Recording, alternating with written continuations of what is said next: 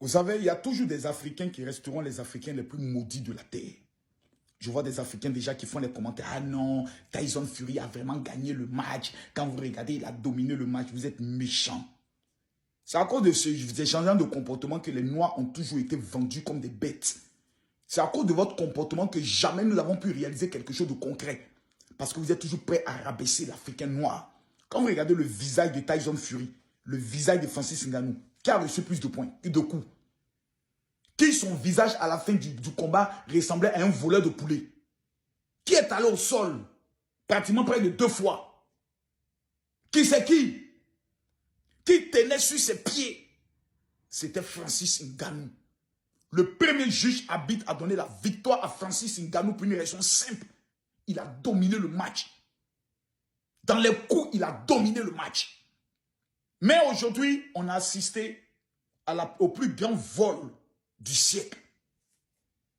Aujourd'hui, on a compris que quand tu es un Africain, on ne pourra jamais te lever sur le plan mondial.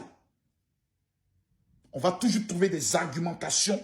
Parce qu'aujourd'hui, si on donnait la victoire à Francis Ngannou, c'est tout le système mondial de la boxe qui allait être humilié.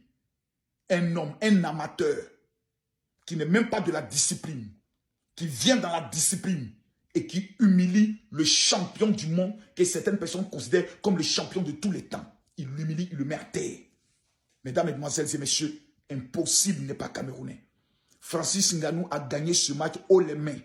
Francis Ngannou a montré aux yeux du monde entier que ce n'est pas parce que tu dis que tu es un spécialiste, tu allais faire tous les grands diplômes que tu es le meilleur. Mais c'est le cœur d'un lion. Le mangeur de Ndolé est venu prouver au monde entier qu'impossible n'est pas camerounais. On est fiers de toi, Francis. Vous savez, ce combat est un message pour nous tous. Hein. Quand vous regardez la vie de Francis Ngannou, beaux ailleurs, quelqu'un qui a lutté avec les tilapias, lutté avec les requins pour rentrer en France.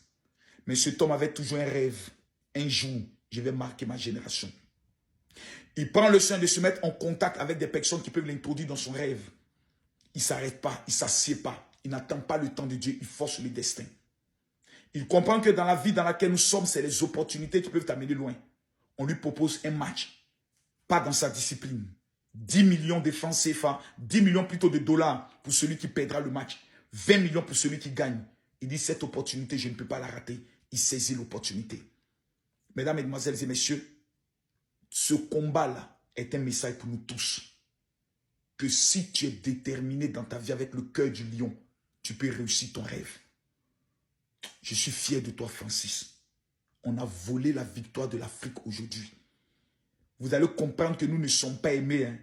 Mais entre nous-mêmes encore là, on ne veut pas s'aimer. Il y a des Africains traîtres qui vont aller dire que le gars, il a perdu le match là.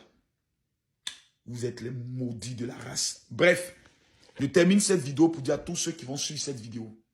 Les 1000 premières personnes qui vont m'écrire sur mon WhatsApp. 00225 07 48 79 85 85. On dit, général, je veux ma prière pour les finances. Je te donne 3 jours.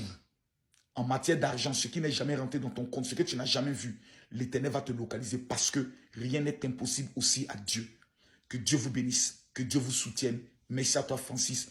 Vive le Cameroun. Torkos.